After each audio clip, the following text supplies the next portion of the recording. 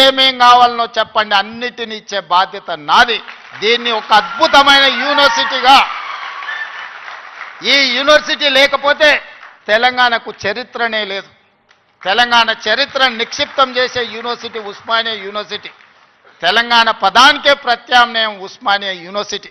అలాంటి తెలంగాణకు ప్రత్యామ్నాయమైన ఉస్మానియా యూనివర్సిటీ, సిద్ధాంతాలకు వేదికైన ఉస్మానియా యూనివర్సిటీ, ఓ గద్దరన్నను ఓ జార్జి రెడ్డిని ఇచ్చిన ఉస్మానియా యూనివర్సిటీ, ఓ జైపాల్ రెడ్డిని ఓ పివి నరసింహారావుని ఇచ్చిన ఉస్మానియా యూనివర్సిటీని తెలంగాణ రాష్ట్ర సాధనలో ముందు భాగాన నిలబడి తెలంగాణ సాధించిన ఉస్మానియా యూనివర్సిటీని ఇలా గాలికి వదిలేయడం బాధ్యతను ఒకసారి ఆలోచన చేయండి.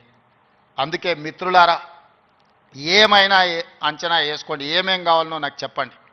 మళ్ళీ నేను వస్తా.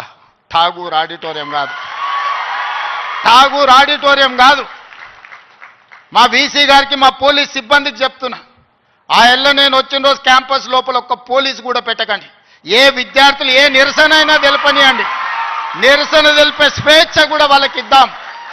ఆర్ట్స్ కాలేజ్ ముందు మీటింగ్ పెడతా, మీకు కావలసిన 100 కోట్ల నిధులు ఇస్తా. మళ్ళీ మీటింగ్ ఆర్ట్స్ కాలేజ్ దగ్గరనే.